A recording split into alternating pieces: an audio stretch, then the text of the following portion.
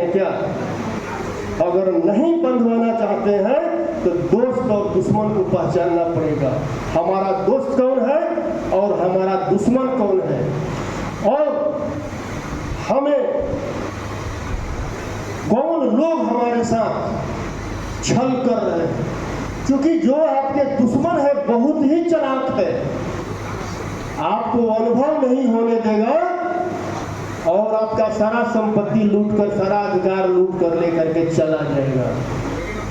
उन्होंने 14 में आया और उन्होंने कहा कि मैं ओबीसी मां का बेटा हूं। आपको अनुभव होने दिया कि ओबीसी मां का बेटा नहीं है, और आपने सोचा नहीं, हमने सोचा नहीं, और हमने मान लिया कि पहला बार भारत को ओबीसी का प्रधानमंत्री मिलने जा रहा है, और भारत के ओबीसी ने पूरा तन मन धन से उनको जिताने का काम किया। उन्होंने कहा कि मैं 11 साल की उम्र में मैंने घर छोड़ दिया और आपने मान लिया। उन्होंने कहा कि मैंने 35 वर्ष भीख मांगा और आपने मान लिया। उन्होंने कहा कि मैंने रेलवे प्लेटफार्म पर चाय बेचा और हमने मान लिया। यही है मनुवाद यानी मनुस्मृति। लेकिन हमने ये नहीं सोचा कि जब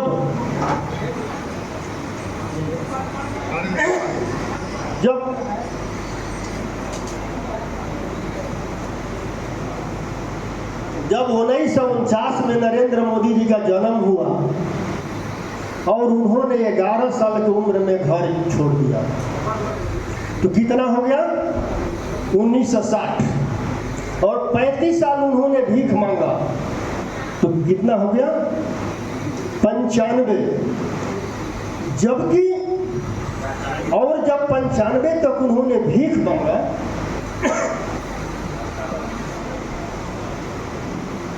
तो उन्होंने ट्रेन में चाय कब बेचा, रेलवे प्लेटफार्म पर चाय कब बेचा, और उन्होंने जब बोला कि मैं ओबीसी मां का बेटा हूं, तो जब 90 में ओबीसी के लिए 27% मंडल आयोग का 2 सिफारिश लागू हुआ था, उस मंडल आयोग के विरोध में जो कमंडल चला था दिल्ली से, उस कमंडल का संयोजक कौन था? आपने कभी जानने का प्रयास किया? उस कमंडल का संयोजक नरेंद्र मोदी थे।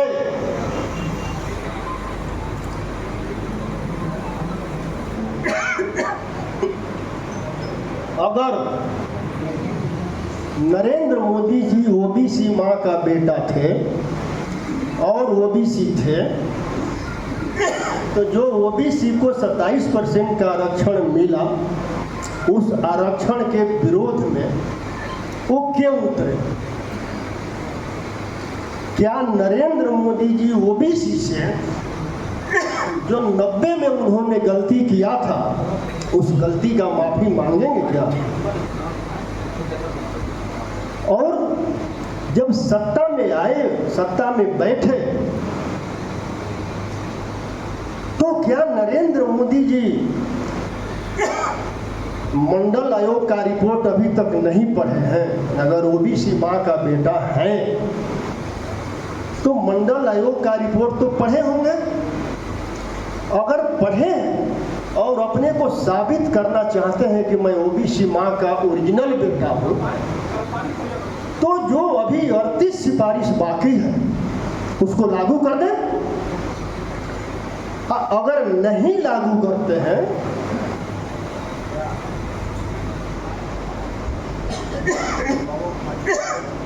तो आप समझ जाइए कि भारत का प्रधानमंत्री फेक ओबीसी है, और फेक ओबीसी को आदरणीय लालू प्रसाद यादव जी ने बंबई से घोषणा किया है कि उनको सूर्यलोक में पहुंचाना होगा, और सूर्यलोक में पहुंचाने का पूरी तैयारी कर लीजिए इंडिया गठबंधन के लोग। तो हमें दोस्त और दुश्मन को पहचानना होगा। आप ये भी देखिए, उन्होंने जब से सत्ता में आए हैं केवल एक ही बात बोलते हैं, धर्म की राजनीति करते हैं, हिंदू राष्ट्र बनाना है, मुसलमान हमारा दुश्मन है। मैं आप सभी लोगों से पूछना चाहता हूँ, जब 90 में मंडल आयोग लागू हुआ था तो उस मंडल आयोग के विरोध में कौन उतरा था? क्या किसी एक मुसलमान ने विरोध किया था? क्या किया था? तो विरोध करने वाला कौन था? तो विरोध करने वाला दुश्मन हुआ कि जो हमारे समर्थन में खड़ा है वो हमारा दुश्मन हुआ। इस बात को जनता के बीच जाकर हमें रखना पड़ेगा। भारत सरकार जो नई शिक्षा नीति लाया, नई शिक्षा नीति के तहत आपके 45,000 डिग्री कॉलेज को क्लोज एंड मर्ज कर करके 15,000 पर लाया जाएगा। और देश में जो 2500 वर्ष गुरुकुल हुआ करता था, जिस गुरुकुल में द्रोणाचार्य पढ़ाते थे और पढ़ने वाले किसी खास लोग ही होते थे, उसी तरह भारतवर्ष में गुरुकुल के रूप में बड़े बड़े अडानी और अंबानी का यूनिवर्सिटी खोले जाएंगे। और उस यूनिवर्सिटी में आपके बच्चों का एडमिशन नहीं होगा, बड़े बड़े पूंजीपतियों के बच्चों का एडमिशन होगा, क्योंकि वो यूनिवर्सिटी बहुत महंगा होगा। और शिक्षा काफी महंगा इन लोगों ने कर दिया है। तो अगर आप चाहते हैं कि आप अपने बच्चों का भविष्य जो है सुरक्षित करें, तो ये जो देश में इस तरह के नफरत फैलाने का काम कर रहे हैं, धर्म का राजनीति कर रहे हैं और कह रहे हैं कि हमें हिंदू राष्ट्र बनाना है।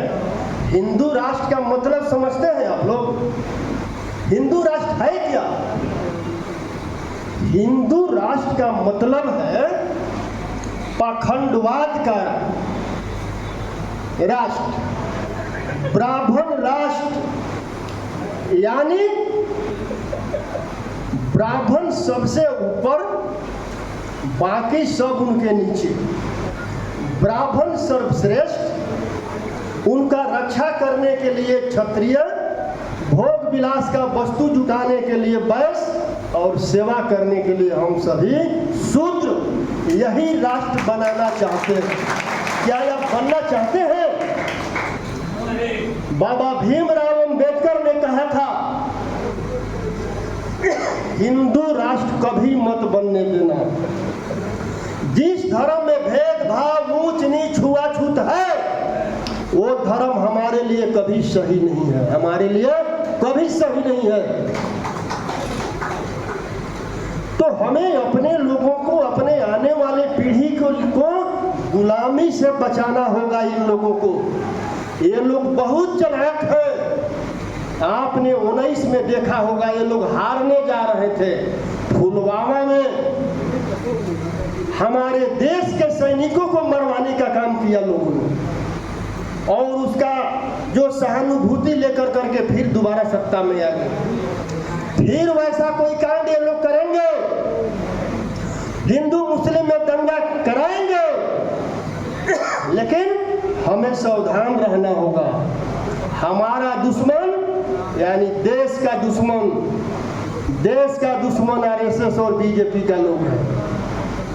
और इन लोगों का षड्यंत्र जो चल रहा है, हमारे बीच हमारे ही भाई को भेजने का काम करेंगे, और वो आकर बीच में कहेंगे कि मैं तो आप ही के बीच का हूँ, आप हमें वोट दीजिए, मैं जाऊंगा तो आपको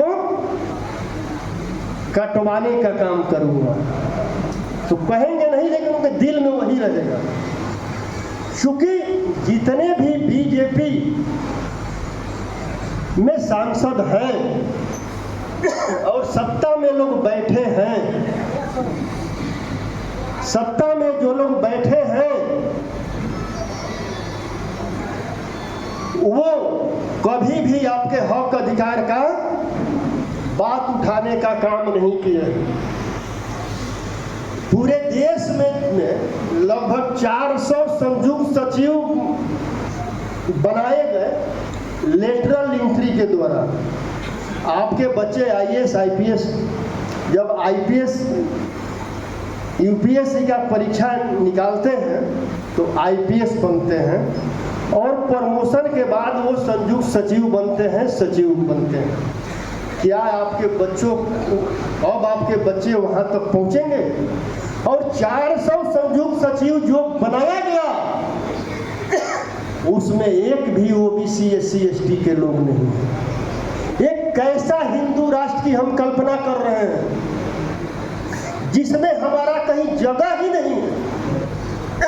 और जो हिंदू राष्ट्र का कल्पना कर रहे हैं और जो हिंदू राष्ट्र बनाने में हमारे ओबीसी एससी एसटी के लोग उनको साथ दे रहे हैं, मैं उनसे पूछना चाहता हूं, उस हिंदू राष्ट्र में गौतम बुद्ध, ज्योतिबा राव फूले, सावित्रीबाई फूले, सम्राट अशोक, फातिमा शेख, कबीर दास, संत रविदास, अमर शहीद जगदेव प्रसाद और ये बाबा भीमराव अंबेडकर का जगह कहाँ है? उनका कहीं जगह उसमें है? और जिस राष्ट्र में हमारे पूर्वजों का कोई जगह नहीं है वो हम राष्ट्र कैसे बनने दे सकते हैं? उस राष्ट्र को हम बनने दे सकते हैं? तो उस राष्ट्र को बनने से अगर रोकना है और अपने बच्चों का जो अधिकार जो है सुरक्षित करना है तो केंद्र में बैठे जो मनुवादियों का सरकार है उस सरकार को उखाड़ फेंकना होगा। और जो आदरणीय लालू प्रसाद यादव जी ने जो बंबई से घोषणा किया है, उनके घोषणा को अपना उनका आदेश मान करके हम लोगों को काम करना होगा, तभी जो है। और इंडिया गठबंधन इसीलिए बना। आदरणीय लालू प्रसाद यादव जी का आप जो है आप उनका त्याग देखिए, उन्होंने कभी समझौता नहीं किया। किसके लिए? वो भी चाहते तो सारा केस उनका खत्म हो जाता और तेजस्वी जी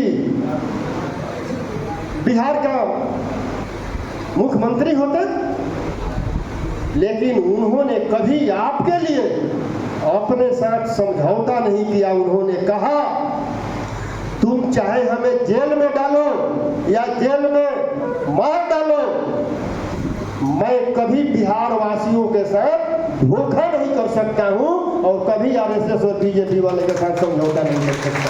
ये है लालू जी की महत्ता। और लालू जी ने आगे बढ़ करके एनडीए गठबंधन को लीड करने का काम किया। अगर लालू जी 90 के दशक में नहीं आए होते तो फतेह बहादुर से यहाँ खड़ा होकर के स्पीच नहीं देता, अधिकार ही नहीं था। तो यही जो है जो केंद्र में बैठे लोग हैं पुनः देश को उसी दिशा में ले जाना चाहते हैं। अगर वो 24 में आ गए तो मैं गारंटी कहता हूं कि हम लोग कोई सभा नहीं कर सकते हैं। जैसे आज उत्तर प्रदेश का स्थिति है तो उनको रोकना है। और ये सवाल एक सांसद एक विधायक का नहीं है, देश का 130 करोड़ जनता का सवाल है। हम सभी लोग एक होकर इस नफरत वाली सरकार को मिटाने का काम करेंगे और बाबा भीमराव अंबेडकर के सपनों का भारत बनाने का काम करेंगे। जय भारत, जय इंडिया, जय महागठबंधन।